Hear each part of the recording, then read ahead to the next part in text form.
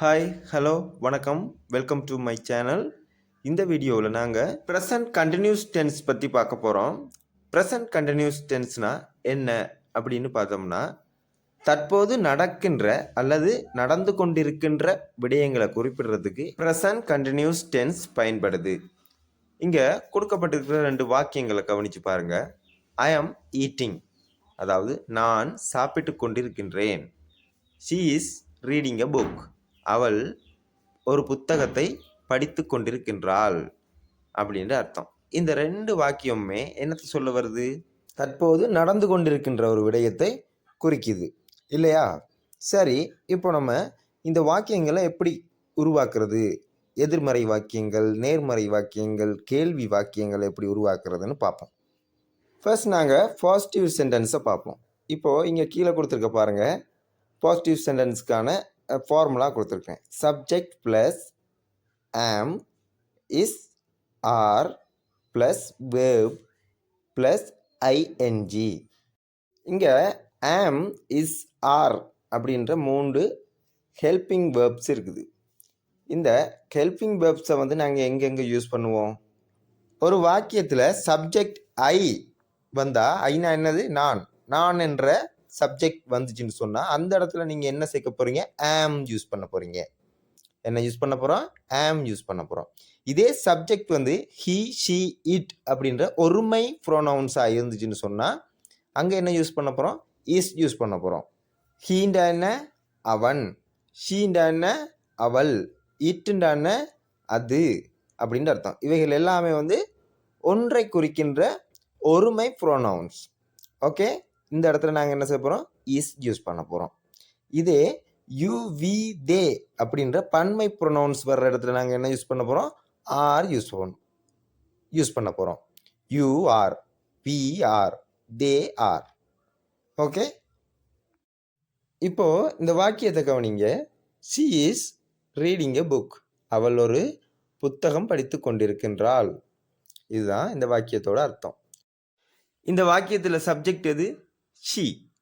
So நாங்கள் என்ன செஞ்சுருக்கோம்? இங்கே ஃபார்முலா என்ன? சப்ஜெக்ட் ப்ளஸ் ஆம் அல்லது இஸ் அல்லது ஆர் ப்ளஸ் வேர்ப், வேர்போட ஐஎன்ஜி சேர்க்கணும். இதுதான் ஃபார்முலா. ஸோ அந்த ஃபார்முலா படி இங்கே சப்ஜெக்ட் எது? ஷீ. நாங்கள் ஆம் என்னத்துக்கு யூஸ் பண்ணுவோம்? ஐன்னு வந்தால், ஐ வந்தால் சப்ஜெக்ட் ஒரு ஐயாக இருந்தால் ஆம் யூஸ் பண்ணுவோம். இஸ் எங்கே யூஸ் பண்ணுவோம்? ஹீ ஷீ இட் இப்படியான ஒருமை ப்ரோனவுன்ஸ் வந்தால் இஸ் யூஸ் பண்ணுவோம். ஸோ இங்கே என்ன வாக்கியத்தில் என்ன செஞ்சுருக்கோம்? இஸ் யூஸ் பண்ணியிருக்கிறோம். ஏன்னா ஷீ ஒருமை ப்ரோனவுன்ஸ், அதால் நாங்கள் என்ன பண்ணியிருக்கோம்? இஸ் யூஸ் பண்ணியிருக்கோம். அடுத்து வேர்ப் சேர்க்கணும். வேர்போட ஐஎன்ஜி சேர்த்த வேர்ப் சேர்க்கணும்.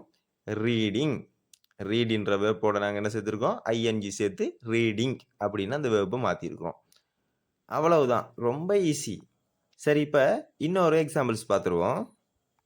தே ஆர் பிளேயிங் கிரிக்கெட், அதாவது அவர்கள் கிரிக்கெட் விளையாடுகிறார்கள். இங்கே சப்ஜெக்ட் எது? தே. தேன்ற என்ன? அவர்கள். அவர்களால் தானே இந்த விளையாட்டு விளையாடப்படுது. ஸோ யாரால் அந்த செயல் நடத்தப்படுதோ அவங்க தான் சப்ஜெக்ட்.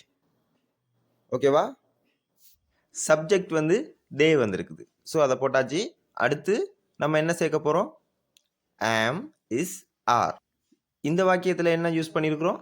ஆர் யூஸ் பண்ணியிருக்கிறோம். ஏன் யூஸ் பண்ணியிருக்கிறோம்? தே வந்திருக்கு. தே ஒரு பன்மை ப்ரோனவுன்ஸ். ஓகே, ஸோ அதனால் ஆர் போட்டிருக்கோம். அடுத்து வேர்ப். வேர்ப் பிளே, அதோட சேர்த்து வேர்போட என்ன சேர்க்கணும்? ஐஎன்ஜி சேர்க்கணும். ஸோ பிளேயிங் அப்படின்ட்டு வேர்பை சேர்த்துருக்குறோம்.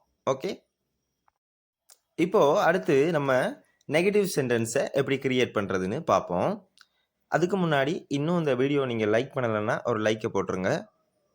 நெகட்டிவ் சென்டென்ஸில் ஒன்றும் பெருசாக இல்லை, இது ரொம்ப ரொம்ப ஈஸி. ஃபார்முலாவை பாருங்கள். Subject plus am is are plus not. இந்த நாட்ன்ற வார்த்தையை மட்டும் ஹெல்பிங் வேர்புக்கு அடுத்ததாக சேர்க்க போகிறோம். அதுக்கப்புறமா வேர்ப் சேர்க்க போகிறோம், ஐஎன்ஜி சேர்த்து. ஓகேவா? இந்த வாக்கியத்தை பாருங்க. தே ஆர் நாட் பிளேயிங் கிரிக்கெட், அவர்கள் கிரிக்கெட் விளையாடி கொண்டிருக்கவில்லை. அப்படின்றது தான் இந்த வாக்கியத்தோட அர்த்தம். இதில் சப்ஜெக்ட் எது? தே. இப்போ நாங்கள் என்ன யூஸ் பண்ணணும்? ஆர் யூஸ் பண்ணியிருக்குது. ஸோ விளையாடவில்லை. அடுத்து என்ன சேர்க்க போகிறோம்? நாட் சேர்க்க போகிறோம். They are not. அதுக்கப்புறம் வேர்ப் சேர்க்க போகிறோம், ஐஎன்ஜி சேர்த்து. ஓகேவா? அவ்வளவுதான், சிம்பிள் மேட்டர். இதே ஐ வந்தா I am not. He she it வந்தா is not. You we they வந்தா ஆர் நாட். ஓகேவா? சரி, positive sentence and negative sentence எப்படி கிரியேட் பண்ணுறதுன்னு நம்ம பார்த்துட்டோம். இப்போது கொஸ்டன் சென்டென்ஸ் எப்படி கிரியேட் பண்ணுறதுன்னு பார்ப்போம். அதாவது கேள்வி வாக்கியங்களை எப்படி உருவாக்குறது அப்படின்னு பார்ப்போம். கேள்வி வாக்கியங்களை நம்ம உருவாக்குறதுக்கு பெருசாக ஒன்றும் செய்ய போகிறதில்ல. ஹெல்பிங் வேர்ப்ஸை கொண்டாந்து முன்னாடி போட போகிறோம், அவ்வளவுதான். ஃபார்முலாவை பாருங்கள். ஃபார்முலாவை பார்த்தாலே உங்களுக்கு தெளிவாக புரியும். என்ன வந்திருக்குது? ஹெல்பிங் வேர்ப்ஸ் எல்லாமே முன்னாடி வந்திருக்குது, plus subject plus verb ING சேர்த்து. இந்த ரெண்டு சென்டென்ஸையும் அவதானிச்சு பாருங்க. Are you coming? Is he வாட்சிங் டிவி? இப்போது ஹெல்பிங் வேர்ப்ஸ் எல்லாம் எங்கே போட்டிருக்கோம்? நம்ம முன்னாடி போட்டிருக்கோம். அதுக்கப்புறம் என்ன எழுதியிருக்கோம்? சப்ஜெக்ட் எழுதியிருக்கோம். அதுக்கப்புறம் வேர்ப் எழுதியிருக்கோம், ஐஎன்ஜி சேர்த்து. ஓகேவா? ரொம்ப ரொம்ப ஈஸி. அடுத்ததாக நம்ம ஸ்பெல்லிங் ரூல்ஸ் கொஞ்சம் பார்ப்போம். இதில் ஐஎன்ஜியை எந்த வேர்ப்போட சேர்க்குறது, எப்படி சேர்க்குறது அப்படின்னு பார்ப்போம். சரியா? Most verb just add ING. அதாவது ப்ரெசன்ட் கண்டினியூஸில் அதிகளவான வார்த்தைகள் வந்து வெறுமனே ஐஎன்ஜி சேர்த்தாலே போதும். சில வார்த்தைகள் வந்து ஈல முடிகிற வார்த்தைகளுக்கு வந்து நாங்கள் என்ன செய்ய போகிறோம்? ஈல முடிகிற வேர்புகளை வந்து என்ன செய்ய போகிறோம்னா, ஈயை வந்து ரிமூவ் பண்ணிவிட்டு ஐஎன்ஜி போட போகிறோம். இங்கே பாருங்கள், கீழே verbs ending with e, remove e and add ING. Make வந்து எப்படி மாறி இருக்குது? மேக்கிங். அதில் ஈயை நம்ம எடுத்துட்டு ஐஎன்ஜியை மட்டும்தான் போட்டிருக்கோம், மேக்கிங். Right, writing. ரைட் ஈல முடிஞ்சிருக்குது, ஈயை எடுத்துட்டு நம்ம ஐஎன்ஜி போட்டு ரைட்டிங் அப்படின்னு மாற்றிருக்கோம். அடுத்து one syllable verb with vowel plus consonant double last letter. இங்கே இறுதியில் முடிகிற எழுத்து, இறுதியில் வார எழுத்து வந்து ஒரு கான்சனண்ட்டாக இருந்தால், அதுக்கு முன்னாடி இருக்கிற எழுத்து ஒரு வவல்ஸாக இருந்தால், இப்போ நாங்கள் என்ன பண்ண போகிறோம் அப்படின்னா, அந்த இப்போ ரன் அப்படின்னு இருக்குது பாருங்கள், ரன்னிங். அங்கே வந்து என்ன வந்து நாங்கள் டபுள் ஆக்கியிருக்கிறோம். அடுத்து வந்து சிட் வந்து சிட்டிங் ஆகிருக்குது. அங்கே என்ன பண்ணியிருக்கோம்? டீயை டபுள் ஆக்கியிருக்கிறோம். கடைசியில் வந்து டி வந்து ஒரு கான்சனன்ட் எழுத்து. அப்போ நம்ம என்ன பண்ணியிருக்கிறோம்? அந்த டீயை டபுள் ஆக்கி ஐஎன்ஜி சேர்த்து சிட்டிங் அப்படின்னு கிரியேட் பண்ணியிருக்கிறோம். அடுத்து WXY இந்த எழுத்துக்களில் முடிகிற வார்த்தைகளுக்கு வந்து நாங்கள் எந்த சேஞ்சஸ் எதுவுமே போட தேவையில்லை. ஆனால் இந்த மூணுமே கான்சனன்ட் தான். கான்சனன்ட் அதுக்கு முன்னாடியும் வவல்ஸ் தான் வந்திருக்குது பாருங்கள். ப்ளே, ஏ ஒய், கடைசியில் ஏ வந்து ஒரு உயிரெழுத்து, ஒய் வந்து ஒரு மெய் எழுத்து. அப்படி வந்தாலுமே நாங்கள் வந்து WYX இதுக்கு வந்து நாங்கள் என்ன பண்ண போகிறோம்? எதுவுமே பண்ண போகிறது இல்லை, ஜஸ்ட்டு ஐஎன்ஜி மட்டும்தான் ஆட் பண்ண போகிறோம். ஓகேவா? அடுத்து டபுள் ஈல முடிகிற வேர்ப்ஸ். இந்த வேர்ப்ஸுக்கு எல்லாத்துக்குமே நாங்கள் வந்து எந்த சேஞ்சஸுமே போட போகிறது இல்லை. ஈல முடிஞ்சால் நம்ம என்ன பண்ணணும்? ஈயை ரிமூவ் பண்ணிவிட்டு ஐஎன்ஜி போடணும். ஆனால் வந்து இங்கே வந்து ஈயை ரிமூவ் பண்ண தேவையில்லை. ஏன்னா டபுள் ஈ வந்திருக்கிறபடியாக நாங்கள் வந்து வெறும் ஐஎன்ஜி மட்டும்தான் போட போகிறோம், ரிமூவ் பண்ண தேவையில்லை. ஓகே. அடுத்து வந்து பார்த்தீங்கன்னா ஐஇல முடிகிற வேர்ப்ஸ். இதுக்கு நாங்கள் என்ன பண்ண போகிறோம்னு சொன்னால், ஐஇ அப்படியே ரிமூவ் பண்ணிவிட்டு பையை சேர்த்து ஐஎன்ஜி சேர்க்க போகிறோம், அவ்வளவுதான். புரிஞ்சா? டை அப்படின்றது எப்படி மாறி இருக்குது? ஐயை தூக்கிட்டு அந்த இடத்துல வையை போட்டு டையிங் போட்டிருக்கோம். அதே லை என்ன பண்ணியிருக்கிறோம்? ஐயை தூக்கிட்டு வையை போட்டு லைங் அப்படின்னு எழுதியிருக்கோம். ஓகே, சரி. இப்போது கொஞ்சம் சென்டென்ஸ் ப்ராக்டிஸ் பண்ணுவோம். என்னோட சேர்ந்து நீங்களும் ரிப்பீட்டட்லி சொல்லிட்டே வாங்க. ஐ ஆம் ஈட்டிங் லஞ்ச். நான் மதிய உணவு சாப்பிடுகிறேன்.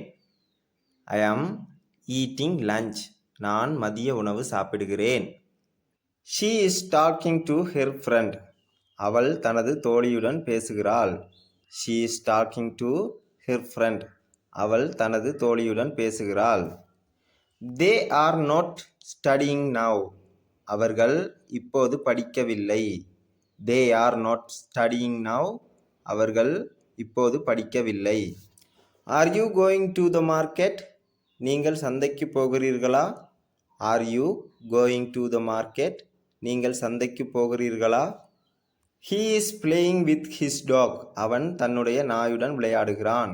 He is playing with his dog. அவன் தன்னுடைய நாயுடன் விளையாடுகிறான். ஓகே காய்ஸ், இந்த லிசன் கம்ப்ளீட். இந்த வீடியோ உங்களுக்கு ரொம்பவே பிரயோசனமாக இருந்துச்சுன்னு சொன்னால் உங்களுடைய நண்பர்களுக்கும் ஷேர் பண்ணுங்கள். அவர்களும் ஆங்கிலத்தை கற்றுக்கொள்ளட்டும். மற்றும் லைக் பண்ணுங்கள், சப்ஸ்கிரைப் பண்ணுங்கள். அப்போ தான் நான் போடுற வீடியோ உங்களை வந்தடையும். நன்றி, வணக்கம். மீண்டும் ஒரு காணொலியில் சந்திப்போம். பாய். மறக்காமல் சப்ஸ்கிரைப் பண்ணி லைக் பண்ணிடுங்க. ரொம்பவே சப்போர்ட்டாக இருக்கும் எனக்கு.